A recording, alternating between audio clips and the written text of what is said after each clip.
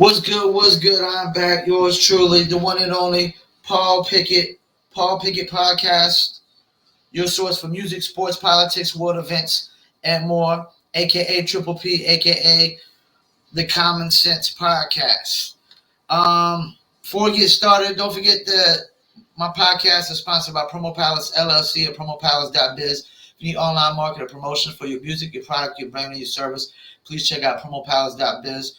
Also, if you're a dog lover or a cat lover and you like t-shirts, hoodies, and sweatshirts with dogs and cats on them, please check out New Litter Apparel at newlitter.com. That's NEWLITTER.com.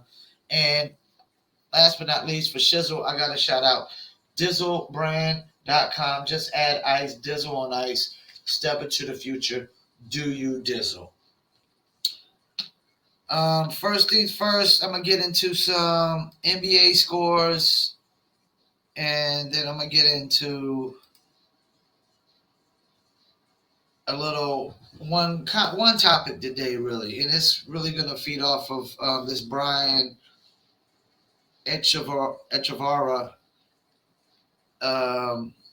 basically video reaction. He's a guy, and he's a parent in North Carolina that spoke at a school board meeting. But before we do that, actually, last night was just was no NBA games. I forgot it was the Rising Stars, and Cade Cunningham pretty much took home the award for MVP. I guess his team won. Sunday is the All-Star game, Team Durant versus LeBron.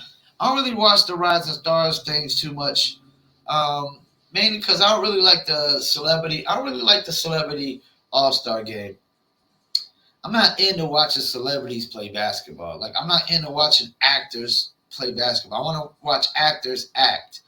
Like if they made it all like other sport, like football players, baseball players, and they all played the celebrity game. But when you got these singers and rappers, I don't want to watch no singers and rappers play no damn basketball, man.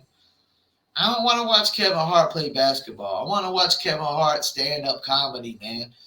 I want to watch people at what they're good at. So not really much to talk about. I guess I'll go over my Paul's power picks real quick. They really ain't changed. Actually, it is changed a tad bit. Just a tad bit. Number one, Phoenix Suns. I mean, they still, what more can I say, man? Probably the best duo in the league is Chris Paul and Devin Booker. And then you got DeAndre Ayton. And then Mikal Bridges and Cam Johnson, the twins, as they call them. Cam Johnson is actually, I was talking with somebody, Cam Johnson is looking like the best Tar Heel in the NBA right now. Somebody tried to say Cole Anthony, but Cole Anthony's only putting up the numbers he's putting up because he plays for the Orlando Magic. Cam Johnson is way more efficient, man, and way better defender, a way better shooter. I'm saying Cam Johnson is the best Tar Heel in the NBA right now. Number two, Golden State Warriors. I mean, he's still Steph has been struggling and he's still winning games. What more can I say, man? Top billing. Number three, Miami Heat. Miami Heat, man. I mean, them goons from Dade County, they could be in the NBA Finals again this year. They got everything they need. They got a big man. They got a leader in Jimmy Butler. And they got shooters, Tyler Hero, Duncan Robinson. They got a playmaker, Kyle Lowry. Everybody plays defense hard. Think about it. They got Kyle Lowry, Jimmy Butler, Bam Adebayo, and they can have PJ Tucker out there. The defense for that squad will be ridiculous. Ridiculous. Come playoff time, it's going to be hard to score on that team. I mean, you could have Kyle Lowry, Tyler Hero, Jimmy Butler, PJ Tucker, and Bam Adebayo is going to be a force to reckon with come playoff time. All right, number four. I'm going with the Chicago Bulls. They're back in my top five. They're stayed in the top two lately. And number five, I'm going with the Philadelphia 76ers. I mean, Joel Embiid is a monster. He is a monster. Joel Embiid is a monster, man. Like I'm thinking about all the great centers in my lifetime that I've seen. Um, you got Kareem, David Robinson, um, Shaq, Hakeem, and Patrick Ewing is probably the top five in my lifetime. Joel Embiid is probably right behind Hakeem, Shaq. I'm putting Joel Embiid as the fourth greatest center I've seen in my lifetime. Joel Embiid is better than Patrick Ewing. He is better than David Robinson. Like, yeah, Patrick Ewing, they got to the finals one time, but Patrick Ewing couldn't do what Joel Embiid is doing. Joel Embiid is literally a guard, a 7-foot guard. I mean, he has some Akeem Olajuwon in him. He's got some Kobe Bryant moves in him. Like, he could shoot, he could post up, he could drive to the basket, he could face you up, he could get the rebound, just take it all the way and just dunk or dish, whatever. He's phenomenal, man. Joel Embiid is phenomenal. And so is Joker, too. And I'm forgetting about Joker. I forgot about Joker. Joker, I got to put Joker above Akeem and David Robinson, too. I have to. Just his skill set. Joker is probably the fifth best. The fifth best center of my lifetime behind, Kareem, Shaq, Akeem, Joel Embiid. I think Joel Embiid is going to win a championship. As long as he can stay healthy, he's going to win a championship. And Jokic has a good chance still. He's still young, too. So, yeah, that's my top five. Phoenix Suns, number one. Golden State, number two. Miami, number three. Bulls, number four. And the 76ers, number five. All right, let me get into this topic. This Brian Echevarria. I guess that's how you pronounce his name. If I get it wrong, my bad. But he was in front of a school board and he was talking about the CRT, critical race theory. And, like the one main point that he really makes up is the only point that you really got to make about CRT, of why it shouldn't be allowed in schools. If they want to teach it in college, that's one thing. But elementary, middle school, high school, nah. So his issue really with CRT is really something that makes me think that there's no way CRT was. This is brought up like whoever invented CRT. I think they try to say African American woman wrote it. I could be wrong. I'm actually gonna look it up right now. Who authored? Because this is one thing I will tell you. Whoever authored it, even if it was Derek Bell. Let's see. Let's look up this Derek Bell. I just want to see what he looks like.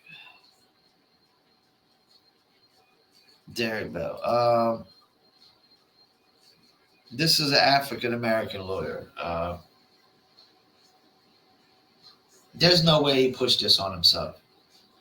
There's no way. I mean, because this idea, because CRT is basically putting this narrative out there that white people are superior and black people are inferior, which is really bogus. I mean, compare me to a cat like LeBron James. Do I look like his superior? I'm 5'4", 145, 150 pounds soaking wet. Probably more than that right now because I'm getting a computer gut. But do I look like his superior? I mean, I even run an advertising marketing company, and LeBron James is probably far greater advertiser and marketer than me. So I'm not superior in that either, you know. Um, the only thing I could probably do better than LeBron is rap. I could rap better than LeBron. I know that much. LeBron can't rap better than me, but everything else, I mean, so I get this Brian Echevarria basically, what he basically saying, you're not going to tell my kids that they can't be what they want to be. So, like, I'm going to really just kind of go into a historical um, timeline of Paul Pickett, you know, and when I'm done, I want you to get you. I want you to ask yourself after this: are all white people racist? Is every single white person on this planet racist after this? Just to give you some context to start, and then I'm gonna go kind of early. Like, I have four goddaughters.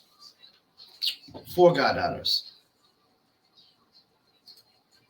Can you guess what race my goddaughters are? I'm gonna let you guess. They're African American. All four of them. Janaya, Mimi, Malaysia, and oh man, I feel bad. I forgot my other one. Melina, because their names are all like the same. It's Malaysia, Melina, and Mimi's is like Malika. It's like Malika or something. I can't pronounce it. That's why everybody calls her Mimi, because nobody can pronounce her name. Because her father gave her a name that we can't pronounce. Now, just so you know, her father is my former rap partner, who is African American, who is also Muslim. Yes, he's also Muslim. Ali Hussamadin. He's also a Muslim. So, just to give you a little early historical timeline, I mean, when I lived and I was born in 1979, Fayetteville, North Carolina. Never knew my father. I think he seen me one time when I was a baby. My father committed suicide when I was like 5 years old. That same year, our apartment burned down 2 weeks before Christmas. My mom was a single mother, worked all the time at a quick stop, when they were actually called quick stops. And I was always at the babysitter's most of the time. We were on welfare then. Used to get remember the big blocks of welfare cheese. Used to love back in the days. Because nowadays it ain't the same. It's not the same cheese as what we used to get back in the day. So we used to get welfare. My mom ended up getting remarried to my stepfather. We moved to Panama for about 2 years, and I definitely enjoyed the experience of Panama. It gave me a real understanding of real poverty, real struggle in the world, real ghettos. Like Panama has real ghettos. These America, what they call the ghettos in America, are not really ghettos compared to what's in South America. You know, they're really like, you know, not even low income housing compared to what's in South America and Central America. They're really like mansions. The projects in America are really like mansions compared to the projects or the ghettos in South America. And I don't even really like to call them ghettos, because when you think of ghettos, that comes from the term of the Holocaust. And I'm sorry, but people aren't being exterminated by the thousands in American projects. So I don't even like using that word. So I just low income housing or projects. Ghetto is such an overstatement when they call anything in America the ghetto. It's such an overstatement. It's really to be honest with you, I'm not Jewish, but I think I would be a little bit offended by calling, you know, American low income housing the projects the ghettos, you know, because in the ghetto, people, the Jewish would be exterminated by 1,000. But enough of that. Now back to me. So lived in Panama for a few years. Really learned, appreciate the experience because when I come back to America, I really understood Americans really take things for granted. We're spoiled rotten little brats. But I went to Mary MacArthur Elementary, and my first best friends when I came back to the States was a heavy-set white guy named Troy and African American named LeVar Moore. LeVar Moore was the type of friend that if anybody messed with you, he was sticking up for you and he was ready to fight. True homeboy. I seen LeVar about a year or so ago, a couple years ago. To this day, we're still cool. Anytime I see him, we'll still be cool. If I was to run in, if I was to catch LeVar somewhere and somebody was trying to jump him or something, I would literally, you know, revert back to being a kid again and have to step up and defend him like he would defend me. You know what I'm saying? So one of my best friends was African American, LeVar, Troy. Around when I turned 14, I started rapping. I met a guy named James Harnish who, just to give you a little history on him, his first kid was with a African American woman. So his first kid is half African American and half Caucasian male. Um, Basically, James got me into rapping. I already liked rap and hip hop then. I already had a love for hip hop. I already looked up to hip hop artists, and that's another thing. I never. Oh, just to give you another historical timeline about me as a kid, the only musician I listened to was Michael Jackson. I didn't listen to no. My mom loved Elvis. I hated Elvis. I hated Elvis as a kid. I couldn't stand Elvis. I loved Michael Jackson. Thriller Beat It. That's all I knew was Michael Jackson as a kid. There was no other musician. I wasn't into no Beatles or any. I wasn't into no rock and roll. And actually, I got into rock when I got back from Panama and got back to the States because when I was in Panama, there was no music for me to listen to. I saw one LL Cool J video, and I really didn't get a love or appreciation for hip hop just yet because I was still only a kid around then in Panama. I was really only around 6, 7, 8 years old at the time. Then we come back to the States, and I started listening to just artists like Guns N' Roses. Really what was popular on the pop stations at that time. I mean, I didn't really know nothing else. I don't even know that LeVar was listening to a lot of music and a lot of hip hop at the time. I don't really think that at that time we even really cared about music so much. You know what I'm saying? We just really was outside playing and having fun. So I got into rock. White Line, Def Leppard, Motley Crue, Guns N' Roses, and I don't even know that I really got into it. I don't even know that I really got into these cats. I think I was just buying them just because I heard a song and I would, or they were just the popular bands at the time. But then I heard Heavy D. I heard we got our own thing, and I was like, what the hell is this? What the hell is this? And just to give you another little take, my second favorite artist behind Michael Jackson was Lionel Richie. Just so you know, Lionel Richie, Commodores, right? Not when he was with the Commodores, but Lionel Richie as a solo artist. So back to the Heavy D. I hear we got our own thing, and I was just like, whoa, like, what is this? Like, oh my gosh. Like, and I only heard it because it was on Top 40 Pop station.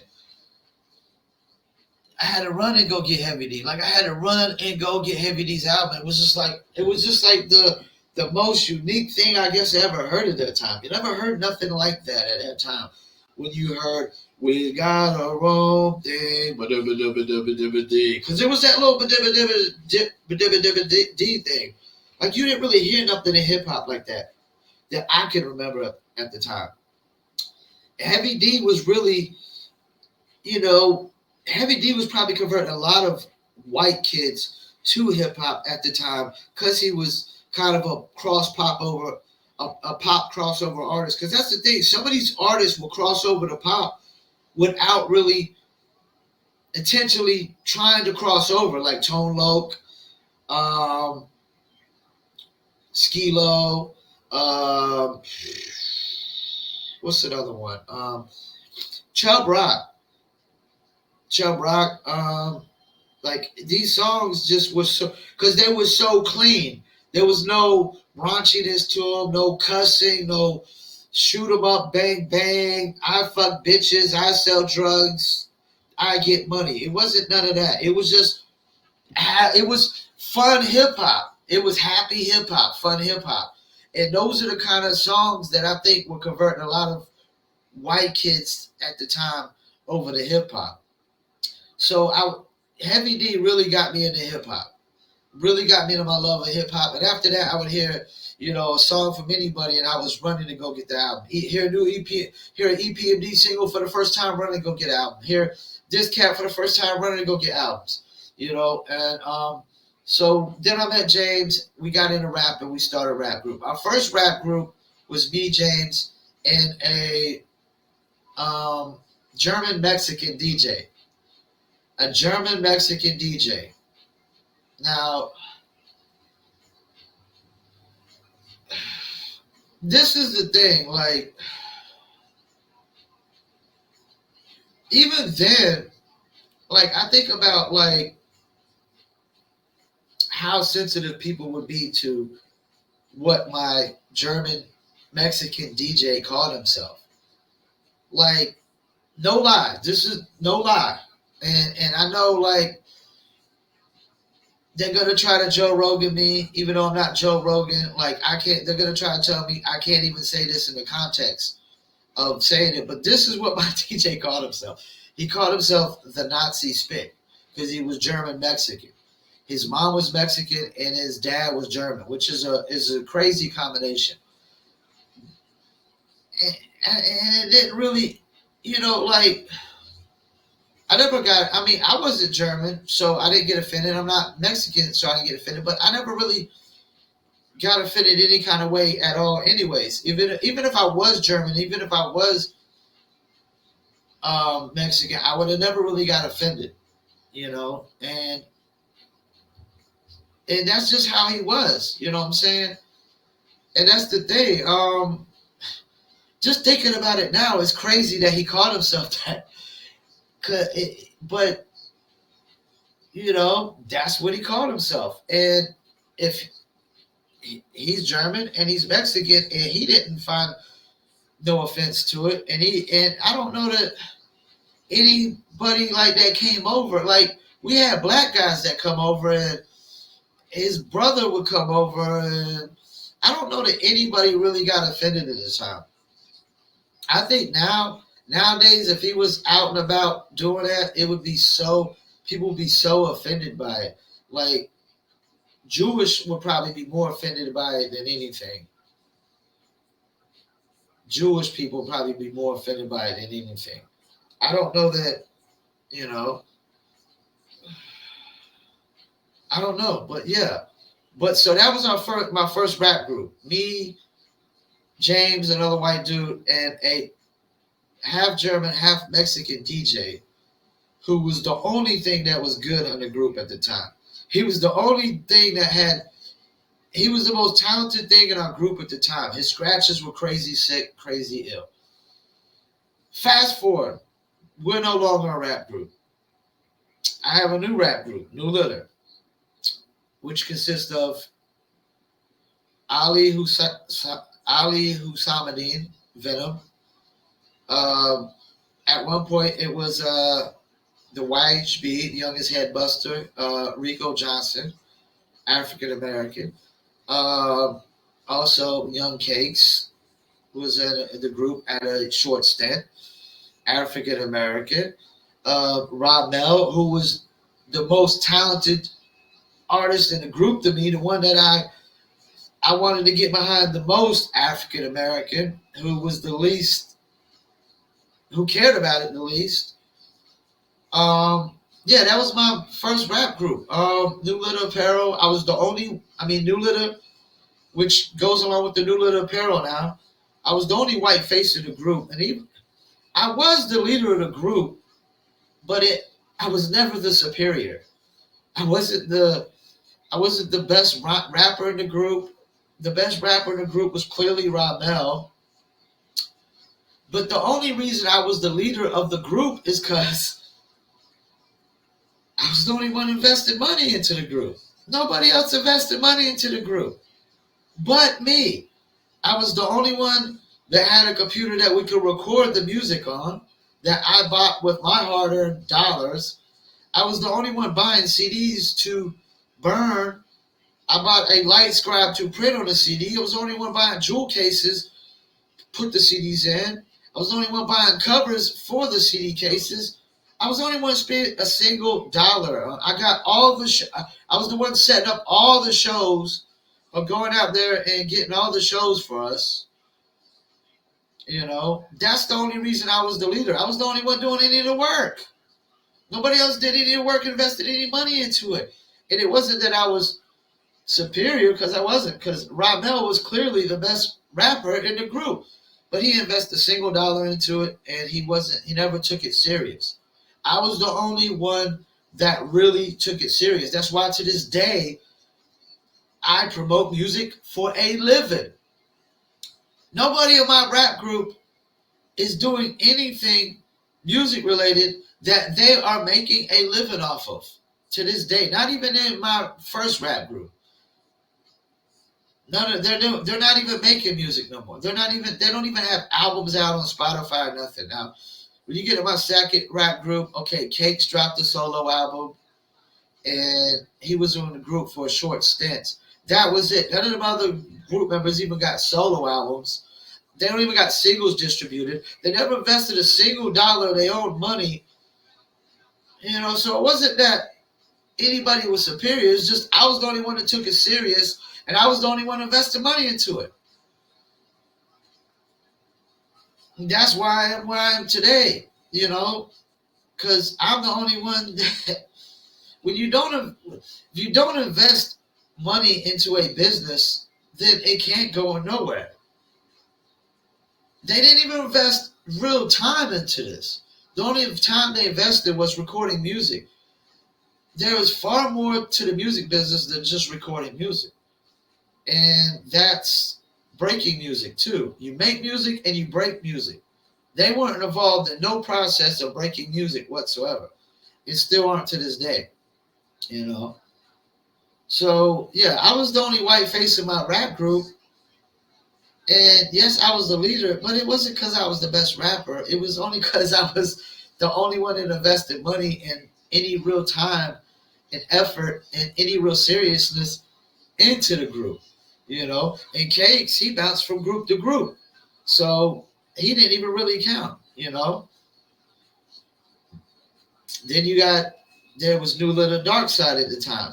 And let's see, Dark Side, who, they're all African Americans, which, how did I meet Dark Side? Because I went to school with 40 Cal, and what did we do all day in music composition class? Freestyle. And we built a relationship outside of school where I would go hang at 40 Cal's house. And 40 Cal, whose mother was white, whose mother was white and his father was black. So you get the theme here. You get the interracial theme here. Like, Move the Leisure Living. Who did I hang out with? The McMillans. 3 Cognizant African American brothers. Otis, Joe, and Melvin. Coolest cats ever, man. Coolest cats ever.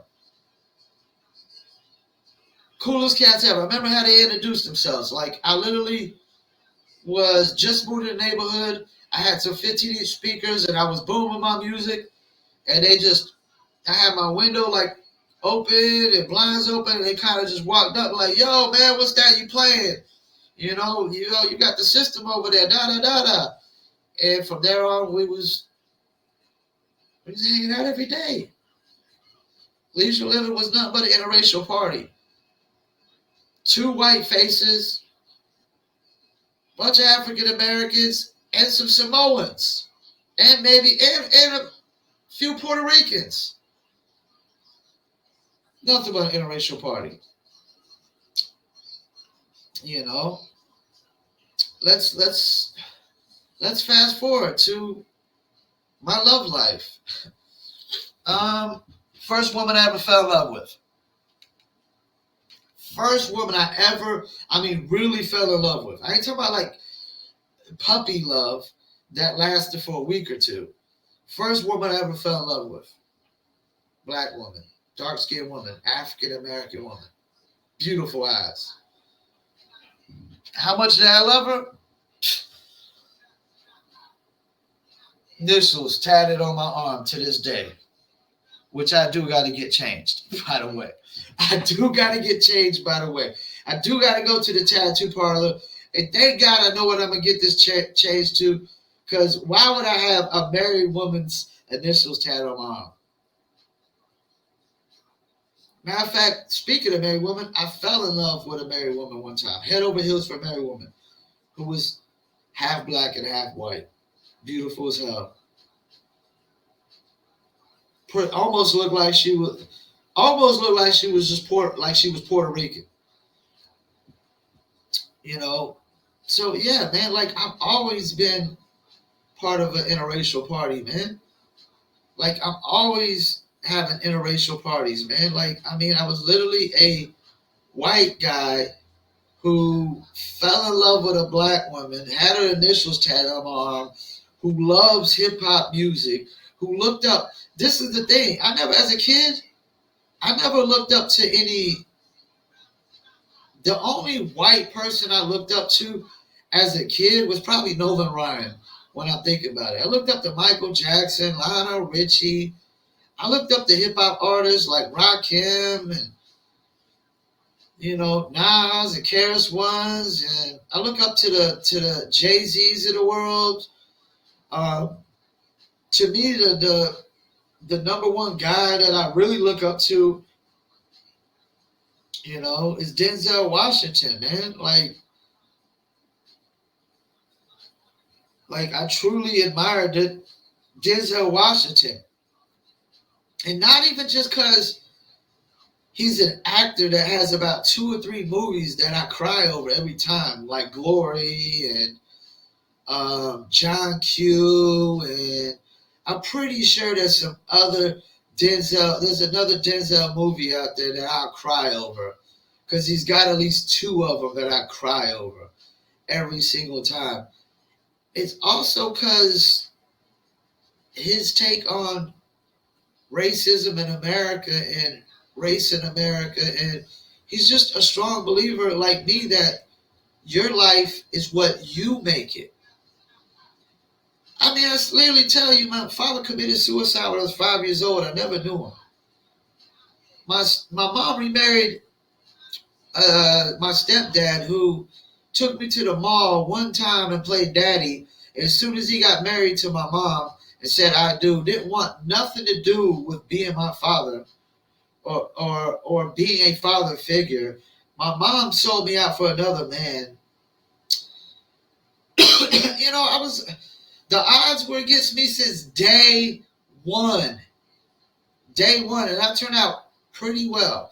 Yes, as a young kid, I was on the run for the police when I was like 15, 16 years old, following the lead of 20-year-old men, breaking in houses, committing B&Es like a complete idiot. I was young, dumb, and Yes, when I got in trouble for it, yes, I got a slap on the wrist. But this is the thing: the people that got locked up with me, they didn't get slaps on the wrist. I got a slap on the wrist because I was a 14-year-old, or not four, about 15 to 16-year-old, with hanging with 25-year-olds. They took into account that I was young, dumb, and easily influenced. I'm not that no anymore. I'm not easily influenced anymore by other people's actions and their thoughts and their views. I'm only influenced by my thoughts, views, and actions. And yes, I look up to people. Well, let me take that back. I'm influenced by people that I look up to. I got my mentor. My mentor is not white. He's African American. Christopher Roker, who I talk to every single day of my life, pretty much. Who's also a third owner of DizzleBrand.com, so check him out.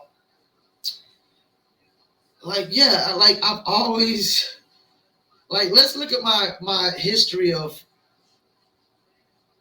how renting history and living history.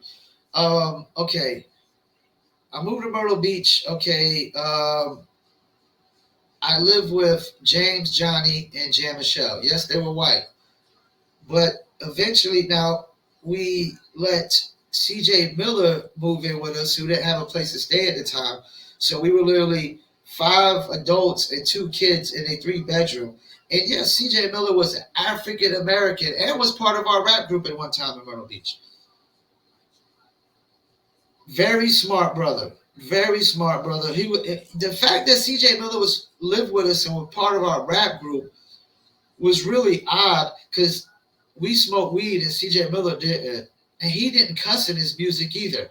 CJ Miller did not cuss in his music, but he made music with us and we cussed up a storm. But that just goes to show you that we didn't judge each other based off of skin color. CJ didn't cuss. He didn't smoke weed. We smoked weed and we cussed. And CJ, yes, he worked with us. That's how we knew CJ. He worked with us, but he also lived with us. He lived with us. So, yes, interracial party everywhere I go. My whole life has been an interracial party, man. Ever since I came back from Panama, and Panama was an interracial party. I worked for a Panamanian guy who chiseled wood, man. I worked for a Panamanian guy who chiseled wood. I love Panamanians. If I was to leave America, if I was to ever leave America, I said I would move to Panama City, Panama. I would move back to Panama. That's the only country I would live in besides America is Panama. Why? Because I've lived there before. And I loved Panama. I appreciated Panama. The people of Panama were great. I never saw a single crime in Panama. No violence, nothing. Not like America. This is America. Yeah, not like America. Yeah, my whole life has been an interracial party. Limus Woods, part of our rap group, Various Woods. That was another African American brother right there. Who now I think he now does he writes for writes articles for tourist resorts and stuff in Myrtle Beach, South Carolina and whatnot. Part of our rap group. Funny as hell. Limus was funny as hell. Hilarious. Hilarious. I mean, this idea that all white people are racist and oppressors and white supremacists is so bogus. It's like, it's the double standard, man. It's like, nobody, when people would try to stereotype black people, they would try to call all black people criminals, which is totally false. Because all my inner circle is African American brothers, and none of them are criminals. None of them. One of my closest friends don't smoke no weed whatsoever. Will come over my house, chill out with me while I just smoke my blunt and poly with me all day long. Just because we have some differences doesn't mean we can't be friends. Let's see. I live with Cali Kid, roommate with Cali Kid, lived under his roof, African American brother. How did I become the godfather of my godchildren? Let's see. I lived with their parents, who are African Americans. Lived with Jessica Hendricks and James Daniels when I became the godfather of their second daughter, Janiyah Daniels. And how did I meet them? My mother used to babysit their daughter, Jasmine, who looked like the a black Barbie. She was like the black Barbie doll as a kid. Most beautiful kid I ever seen.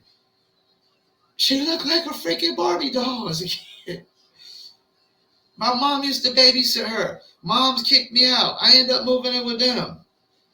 I babysit then I start babysitting their kids. That's how I became godfather of their daughter because she was on a heart monitor at the time. I didn't have a job. Eventually, Jessica gets me a job at Fazoli's, which I worked plenty of times, which I dated a Dominican chick and probably made out with almost every black girl that worked there. Every African American woman that worked there of my age, I damn near made out with. You know, I've had intercourse, sexual relationships and intercourse. I haven't really had like that's the thing. I'm not a relationship guy, so I never really had no real long relationships in my life. Never been a relationship guy, but I've had more sexual relationships with far more black women and African American women than I have white women. You know, yeah. When I think about it, let's see. I live. Who else did I live with? When I moved back from Rockingham, Kareem Stevens, who's African American, one of my best friends, got me a room rented at one of his friends who was African American. Then when I left his house and moved out of his house because he started lying on me, I moved in with another African American who fucked me over the first 2 weeks I was there, but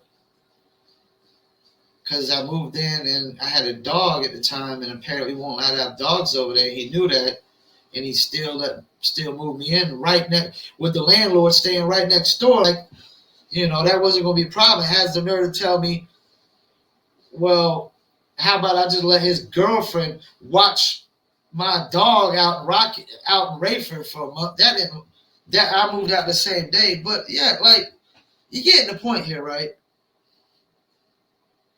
And how does all white people are racist bode well for all these interracial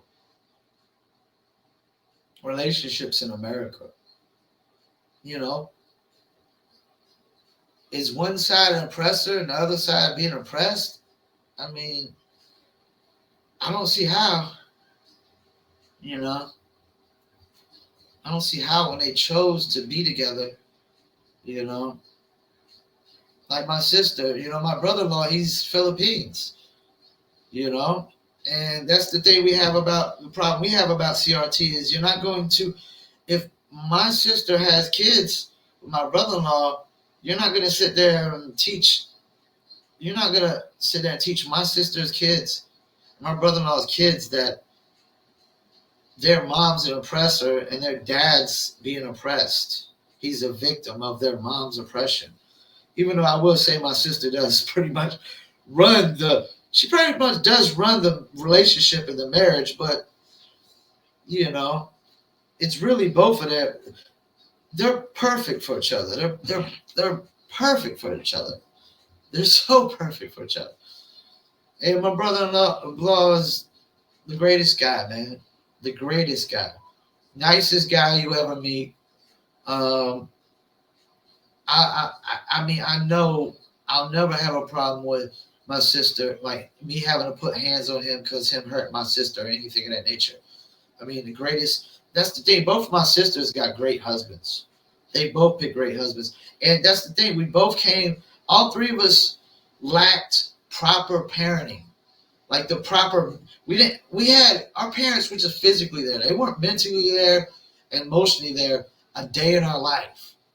But we chose to walk the right path, just to be honest, decent human beings. You know, my sister is the best parent I've ever seen. Her kids are so great. I've never seen nobody raise their kids as properly as my sister from day one, just right and wrong from day one. You know, I know my other sister is going to be a good mother too. I know they're going to be great parents too. I actually would hope they would hurry up and have a kid. So, you know, because I enjoy being Uncle Paul. Even though I don't have no kids of my own, I really enjoy being Uncle Paul. And being Godfather Paul is a very important kind of feeling. Even though I'm not legally their godfather, you know, just that thought that their parents, you know, if something was to happen to their parents, even though all the kids are grown now, so I really, my godfather duties are surpassed me because they're all grown. But if so, just to know that if something was to happen to their parents, that their parents want me to be the person to, not only do they want me to, they depend on me to step up to the plate and take care of their kid. That's a good feeling, man. That's a very good feeling, being a godfather. You know, when somebody depends on you or and wants you to be that sole person that steps up to the plate to fill the void if something happens, like if a parent was to die or to go to prison or something of that nature. You know, as a godfather, I would step up to the plate and mentally, emotionally, and financially do everything in my power, you know, to take care of my grandkids. I mean, not my grandkids, my grandkids. I don't have kids. My god kids, my godchildren, you know. But I've never had to, that task has never came about towards me. They're all old enough to take care of themselves now. And even if they called upon me, you know, like my goddaughters called upon me, you know, now something of real need, I would step up to the plate, you know what I'm saying? As long as something they need, and not their mom, not their mom. And one of the god kids, Janai, her mother's been the greatest mother ever. Like her mother has been working at Fazoli's forever and always financially take care of her kids forever. And all her kids have, from what I've seen, have turned out very, very well. None of them are getting in trouble, breaking the laws. I mean, because I was, like I said, I was on the run for the police when I was a teenager.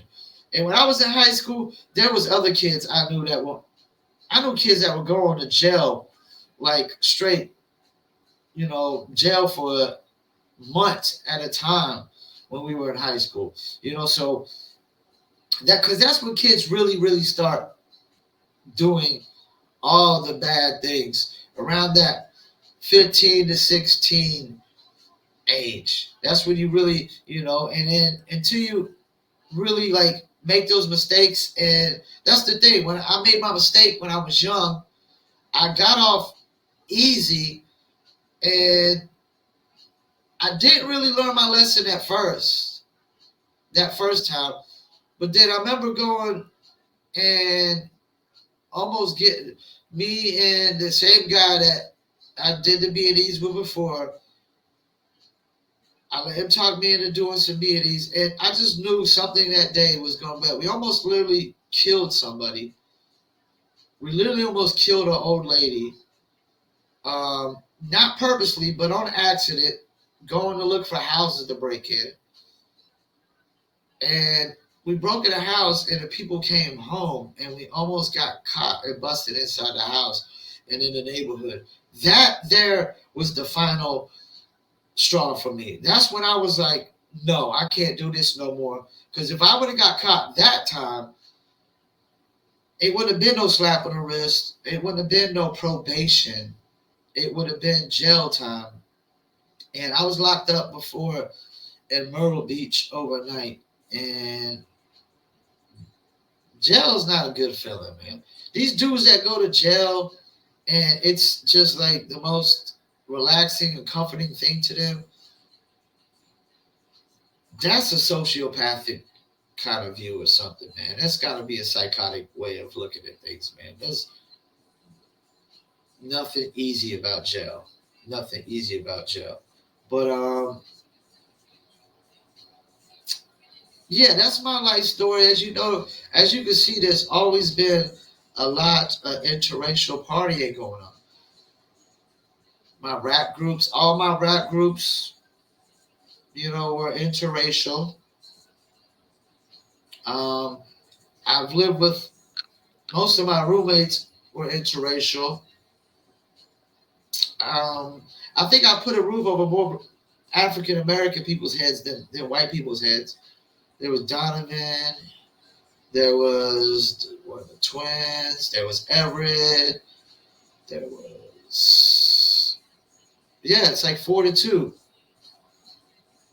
4-2. Oh, forgot about Myrtle Beach.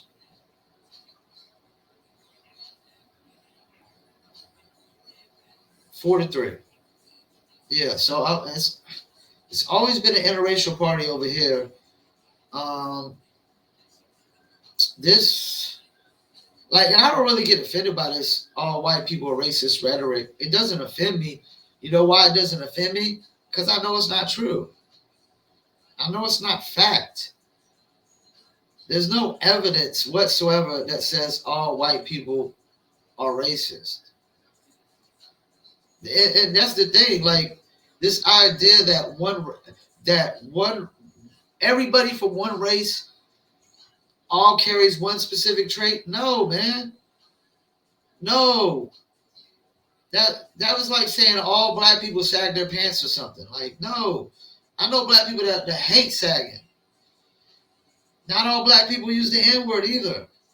I know black people that hate other black people using the N-word. I know which that to me that's a hypocrisy. It's cool when black people call each other the N-word, but as soon as a white person says it, all hell breaks loose. But you call a white person a cracker, a honky, mayonnaise mammal, we're not supposed to get offended. Or a white supremacist or a Nazi or racist. We're not supposed to get offended because apparently it's supposed to be fact or true, but it's not. It's not. That's why I don't get offended. You come to my face and call me a white supremacist, a racist, say all white people is racist.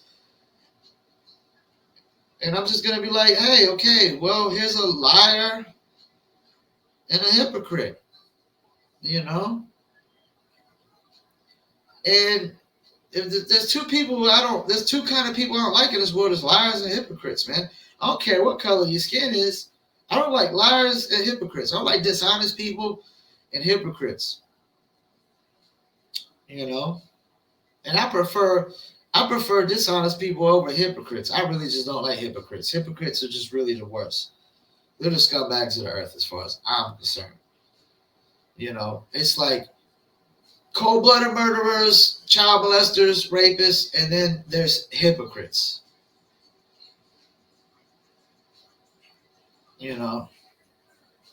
So that's how I look at it. But this Brian Echevarria, I think he's running for something in North Carolina, and if he is, I might have to vote for this guy, man. Because, that's the thing. I wouldn't, as a white man with 4 African-American goddaughters, I wouldn't want their parents teaching them CRT and telling them, hey, you know what?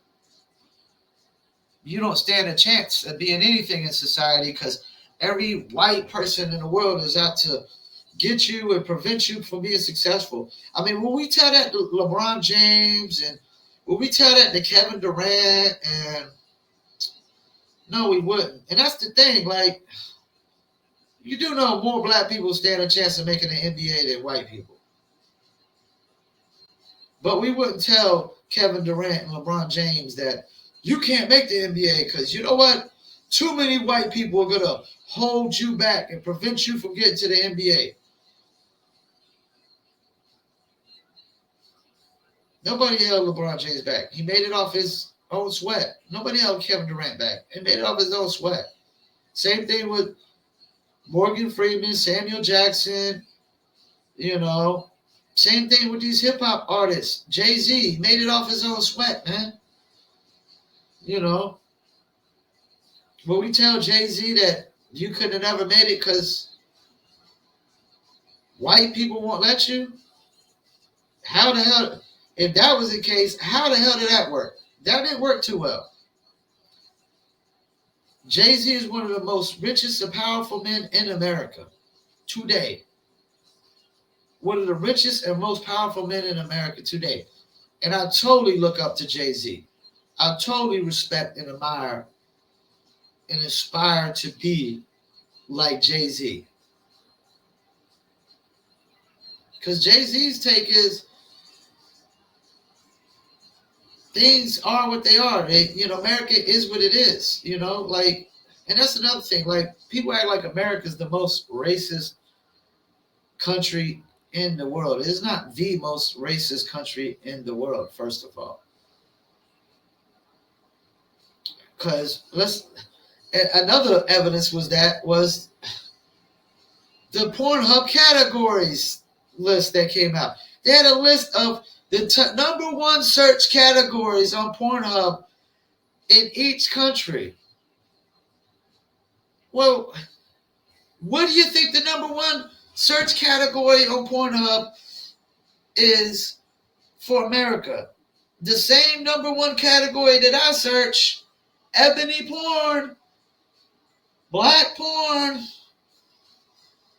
So you think that if you honestly think that ebony porn is the number one search porn in America solely because all the people of color are just going to ebony porn, well, then guess what? You're wrong. You're wrong. You know why ebony porn is the number one porn category in America? Because just as many white people are watching ebony porn as black people. That's why. That's why. Because just as many white people are attracted to black people as black people in America. And yes, there's more white people in America. But that should go to tell you, it's the same amount of people, however many black people in America, I guarantee there's that same amount of white people in America that find black people attractive. I guarantee it. I guarantee it. If not more. Because I prefer to watch ebony porn 9 times out of 10. If I go to white chick porn, I like redheads. I like redheads. That's just me. I'm not big on blondes or brunettes. I like redheads. So there's that. Yeah. You know what the number one search category porn in Canada is? It's lesbian. So, America's an interracial party, man. Y'all just don't want to wake up to it, man. Y'all act like it's not an interracial party. It is. I guarantee there's more interracial relationships in America than any other country in the world right now. I guarantee it. I don't even got to Google it. I don't got to Google it. I see it. Every day, all day. You see it in NBA. You see all these Lonzo Ball now. You think Lonzo Ball and LaMelo Ball, who's my favorite basketball player in the NBA right now, You think he thinks his mom's a white supremacist and an oppressor? You think he thinks his mom oppressed his dad? Because as far as I could tell, his dad runs the show in that family. His dad runs the show in that family. You know? And typically in a lot of marriages, there's a lot of men that are running the show. Interracial or non-interracial. You know? There's a lot of men that are running the show. You know? Especially if you got the traditional marriages. Like traditional marriages like my sister's. They're pretty much traditional marriage. Like her husband works 5 days a week. She works part-time. He's the big breadwinner. Yes, they make decisions together, but he's running the show, man. He's the one fixing up all the house. Like they bought a new house, it's a fixer-upper. He's fixing it up by himself. That's running the show. Love my sister, but she ain't kicking in and fixing up the house. It ain't 50-50. It's more like 60-40. That's the thing. People got to realize 50-50 relationships is only when you doing half the work and you paying half the bills. Because if you're not doing half the work and you ain't paying half the bills, then it ain't 50-50. It's 60-40, 70-30, 80-20, 90-10, 100-0 sometimes. Some of y'all women ain't never worked a day in your life in a marriage and talking about it's a 50-50 marriage. Ain't nothing 50-50 about it. It's 100-0. Because if you ain't paying none of the bills, what are we talking about here? There ain't no 50-50. You ain't paying half the bills. There ain't no 50-50 as far as I'm concerned. It's one thing when it comes to the housework. But, you know, you ain't paying half the bills. It ain't 50-50, man. I'm sorry. But, yeah, I want to thank y'all for tuning in to my interracial podcast episode. Just to give y'all understanding about me, you know. Just so I'm going to be your evidence for all white people are not racist. Yes, there's racist white people. There's a lot of racist white people in the world. But this idea that black people can't be racist because racism comes from a position of power is bogus. All racism does not come from a position of power because racial comments and racial remarks don't come from a position of power. And what do you call when a black man runs over a bunch of white people because he hates white people with his car? That is racism. You know, this idea that only white people are racist is I used to think that, but it's false now. Yes, white people are more racist in the corporate world, the corporate, and there's more white racism in the corporate world probably, and maybe from the political side of things. But just everyday life, no, it's not. It's not. I'm sorry. You know, and this idea that only white people could be racist is bogus, because then that's the case. If that's the case, the racist remarks are not part of racism. That's what you're really saying. You're saying racist remarks cannot be included in a racism if only white people could be racist. Because if making a racial remark is part of racism, then everybody in the world has played their part in racism. Like I'm gonna say right here, have I ever called a black person to their face the N-word? No, I never have. Have I ever done it like in anger, like by myself or with another white person? Yes, I have. I would be a liar if I think me and every white person on the planet will be a liar if we said we've never said the N-word in anger, like when we was talk like in a room with another white person. But I've never told a black person to their face. I've never called them the N-word to their face. And I've never had a black person call me a cracker or a honky to my face. Because they would get the same reaction from me that I would get from them if I called them the N-word. They would get the same reaction, you know, because I'm not a hypocrite. That's the thing. I'm not a hypocrite, you know. I like, if I called a black person to their face the N-word, I should definitely expect to get swung on. And if they called me a cracker and a honky and they didn't expect to get swung on, then they're a hypocrite. And what I say out of anger now, to today and age, as my age and wisdom is kicked in, would I ever use the N-word out of anger today in this day and age? I would definitely try not to. I would totally try not to, man. I would never. I wouldn't want to. I would try my hardest not to. Nobody's perfect. There could be something that could possibly somebody of color could do to me that could get me so upset, you know. Now, I'll be honest with you. If you made remarks about my father, there's no telling what would happen to somebody. I'm just gonna be honest. My father committed suicide. If you made any kind of jokes or remarks about my father, there's no telling what could happen. There really isn't. But do I intentionally want to call people the N-word? No, I've never called nobody the N-word to their face. I'd be lying if I've said that I've never said that word in anger before.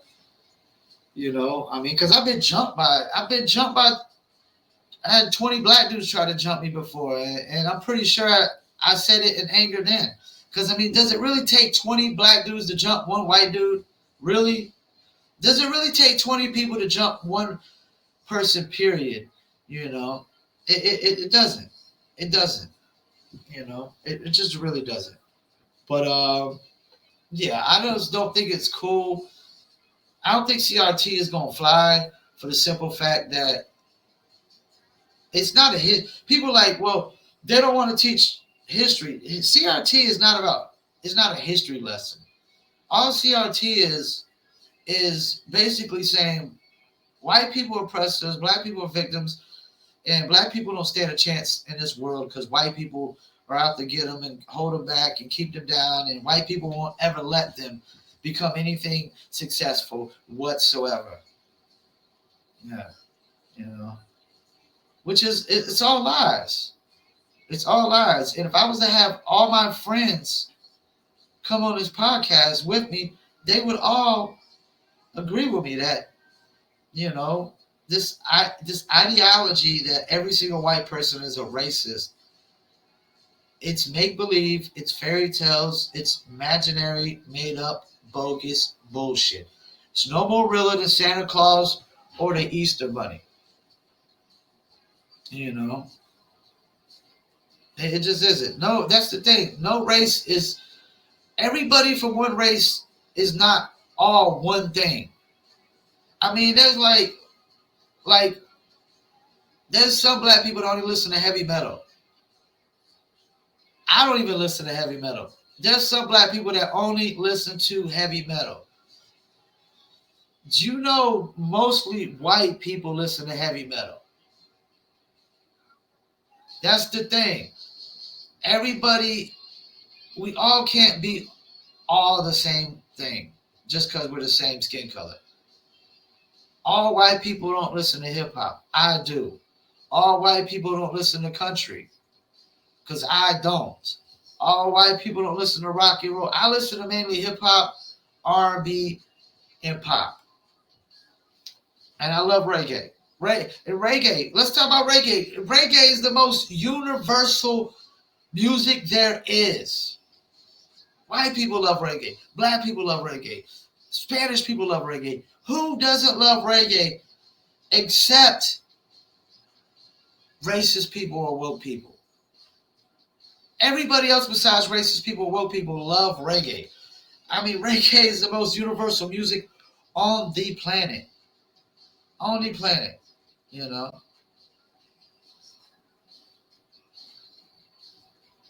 Never been to a I never been to a concert for a white artist. Never been to a concert for a white artist, but I've been to DJ Premier, Styles P, Slick Rick, Dougie Fresh, Houdini, MC Light, Joyner Lucas, Cupid. Never been to a concert for a white artist. But apparently all white people are racist. I'm debunking that today. I'm debunking that. I'm living proof. And other white people like me. My cousin in Seattle. Man, you see all his Facebook pictures. He don't hang out with nothing but black dudes. He's like me. He has no wife. He has zero white friends. I have literally zero white friends. Zero. Zero. Let me name all my friends for you, just so you could. Chris Roker, my mentor and friend. African American. Light skin. Well, actually, his dad's from like the Caribbean islands too, or something. Like, so he's Caribbean too. Bird, my friend Bird. Real name John. African American brother. See him, comes by my house 2 times a week. Great friend. Like, somebody broke in my mom's trailer and he literally paid for her door to get fixed. Paid for her door to get fixed. Asked me to any white friends to offer to do that. Or would they have? No. Let's see. Barry Williams, who moved high up on my friends list. Because he came to the hospital to see me when I got hit by a car and broke my leg and dislocated my shoulder. African American brother. One of my other friends that I look up to, he's not one of my closest friends, but he teaches me a lot about business. Corinne Keys, who wrote The Black Man's Guide on How to Cheat on Your Wife, African American. You see where I'm going here? Zero white friends. And literally, I cut off all my white friends after 0 of my white friends came and visited me in the hospital. If I'm such a racist, if all white people are racist, why did only my black friends come to see me in the hospital? Think about that one. I mean, really think about that one. Why did only my black friends? I had white family members come to see me, but none of my white friends came to see me. That's why they're not friends no more. All my black friends came to see me, which I totally. You think I didn't notice that? You think I didn't? That wasn't. All my black friends will tell you. I totally bring that up in all my all white friends' faces. Where the hell was you when I was in the hospital with a broken femur, a broken foot, and a dislocated shoulder? This shoulder. Where were you? They were nowhere to be found. And it's not because they're racist, because I'm white. It's just because they're not real friends. They weren't true friends. They're not people I could really count on at the end of the day, like my real friend circle, who's all African American. Oh, Kareem Stevens. My bad, I forgot. Kareem Stevens. Kareem sure as hell ain't no white man's name. It ain't no white guy's name, unless he's a Muslim. So Kareem Stevens, one of my closest friends. Yep. So you see where we're going here, right? And, I know when people say, like, well, when white people are like, well, I have black friends, that proves I'm not racist. Well, this is different. I have only black friends. And I am a hip-hop artist who's only looked up to African American men in my life. who is the godfather of only African American women, because they're all women now, who's lived with and roommated with mainly African Americans. You know, that's a lot of who also has an African American woman's initials tatted on his arm, who's fell in love with two African American women. You know, you see a pattern here. You see a pattern here.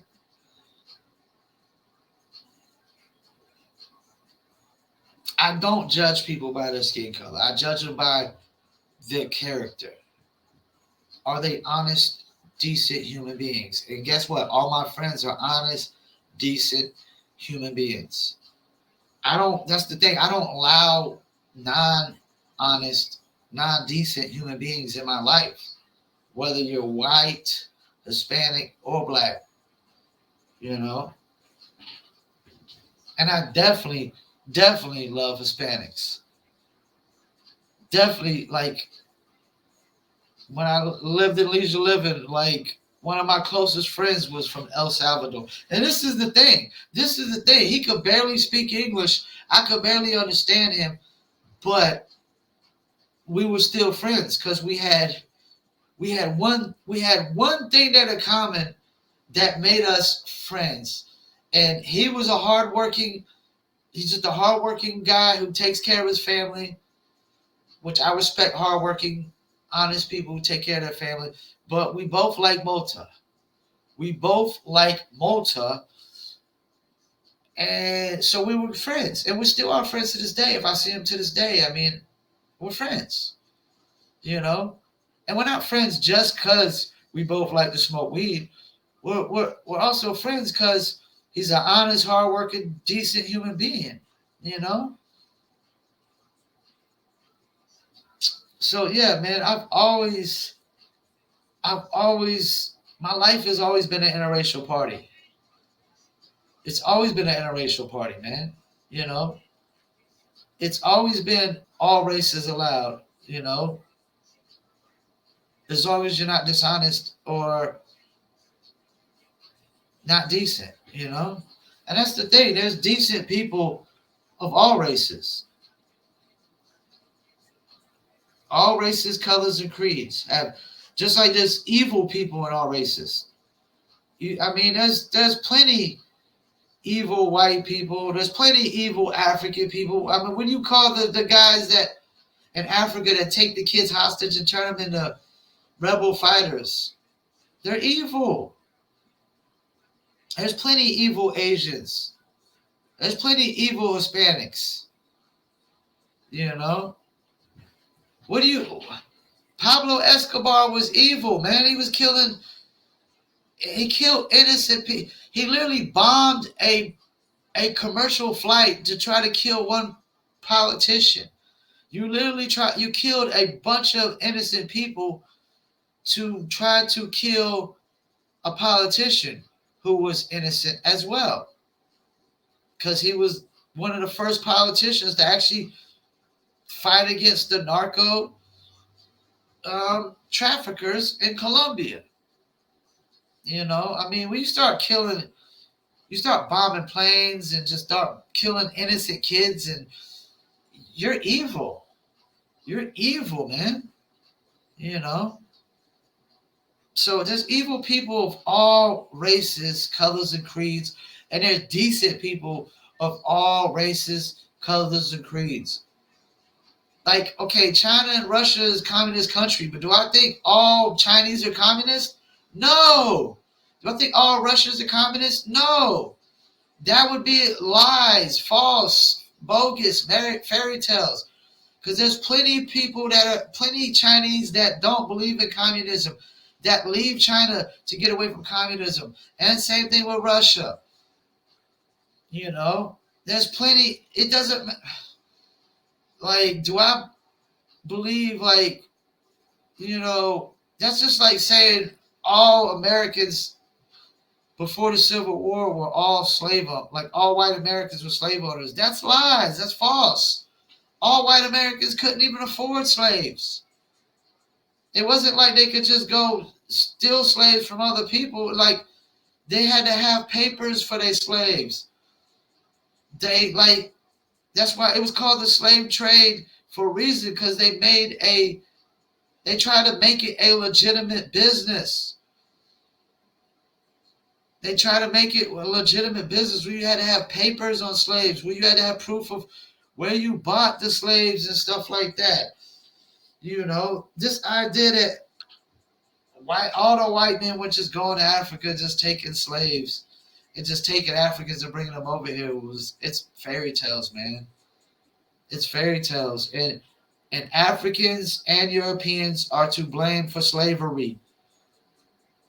Africans traded off their other Africans, and Europeans traded for them. Like, this is the thing. Nobody's hands are clean in slavery when it comes to both sides of the fence. European and African. Nobody, even Spanish were slave traders too. Nobody's hands are clean in this. Asia's probably had slaves. Every country in the world has had slaves at some point.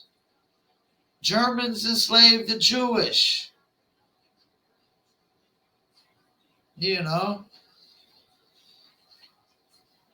I mean, like, every country in the world has taken their part in history when it comes to slavery. Every race in this world has played their part when it comes to slavery. Nobody is innocent, but blaming people nowadays for slavery, blaming a kid that was born 2 months ago for slavery, that's just going a little too far. And if white people are going to be accountable for the sins of their great great great great great grandfathers, then everybody on this planet is accountable for the sins of their great great great great grandfathers. We can't be hypocrites in this now. That's the thing. We can't be hypocrites, because we're all races are guilty for slavery. All countries are guilty for slavery. Spanish, African, European, all guilty. All played their part. Nobody's innocent. Even though you try to point the blame always to one race and one race only,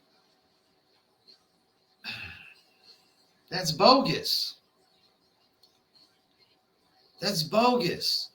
Africans are still enslaving Africans to this day.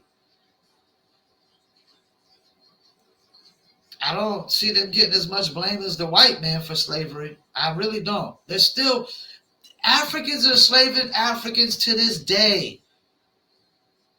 You show me where white people are enslaving Africans in America right now.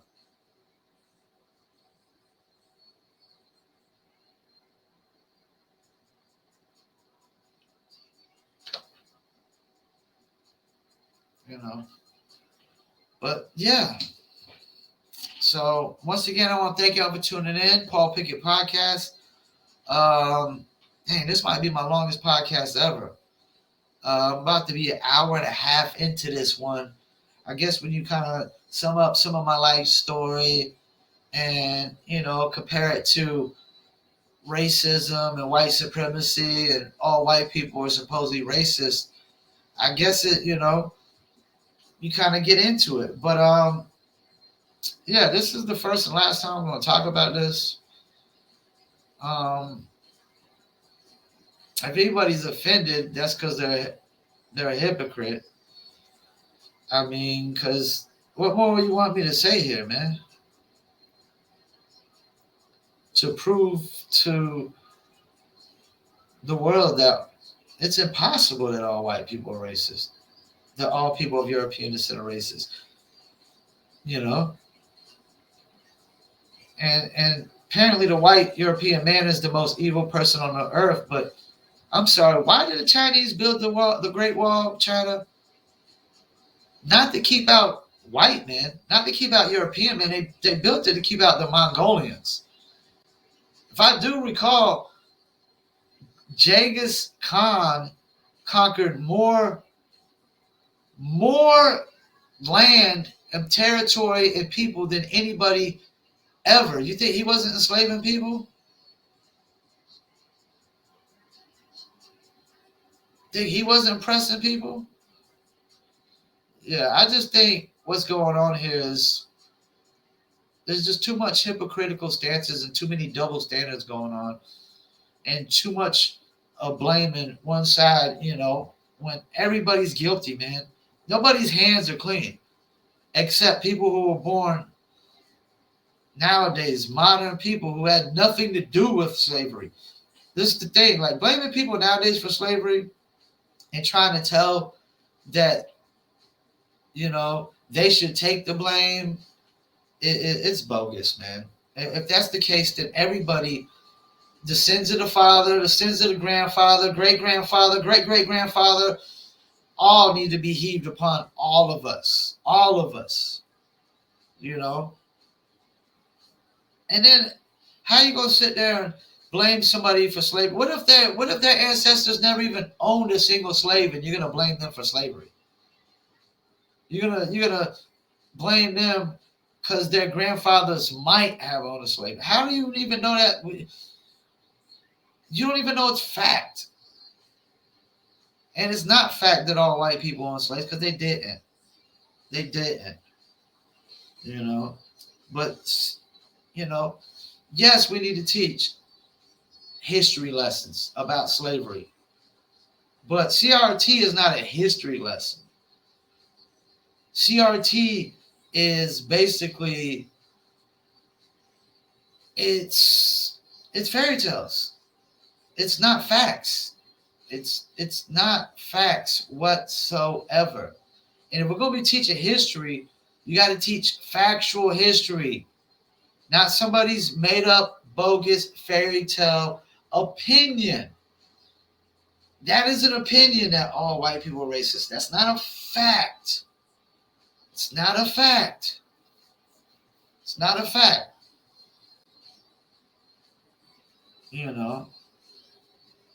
But it's a double standard, because, I remember a time when people would act like, like you would see like a lot of, like, especially during like the Jim Crow times, you would see like white people acting like all black people are criminals or something like that, this, that, and the third. Well, that's bogus. It's fairy tales. It's made up, imaginary bullshit. I know what black people have never committed a crime in their entire lives. I know black people don't smoke no weed or nothing. Don't drink nothing. But we want to spew lies of fairy tales and bogus rhetoric. Once again, I want to thank you for tuning in. Don't forget, this podcast is sponsored by Promo Palace LLC at promopalace.biz. It's also sponsored by New Litter Apparel at newlitter.com. It's also sponsored by Dizzle brand. Just add ice, Dizzle on ice. And just to give you a rough overlook on Dizzle, I'm the only white face promoting Dizzle. Mike Dizzle is African American. Livio is African American. Chris Roker is African American. It's owned by 3 African Americans. And I do promotion for them for free.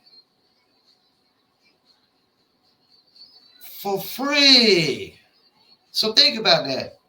If all white people are racist, why would I be doing free promotion for a black-owned business? Black-only owned business. Why? Because my mentor owns a third of it, and I believe in the brand. And I believe in these guys. Totally. I believe in them. I believe in the brand. And why would I not help my mentor out? Who's African American? But that's that. So don't forget, the audio version goes to Spotify, Apple, Amazon, Deezer, TuneIn, Slacker, Stitcher, iHeartRadio, Player FM, much more. Video version goes to YouTube, Facebook, Instagram, Rumble, and a dozen other platforms as well and whatnot. We just added a new one, Odyssey. I think it's ODYSEE.com, Odyssey. Just added a podcast to that as well. We just did a press release recently on the 100th episode. YouTube wouldn't let me run my ad on my interview with Byron Brooks, and I'm pretty sure it has something to do with me saying that the vaccine is not really a vaccine, but which is bogus. It's suppression and censorship either way. So Facebook has let me run the ad. So we're running a video ad for the interview on Facebook. We get pretty good engagement as we speak as well. Once again, I want to thank you for tuning in. My name is Paul Pickett, host of the Paul Pickett Podcast, a.k.a. Triple P, a.k.a. the Common Sense Podcast, a.k.a. your source for music, sports, politics, world events, and more. Peace, and I'm out.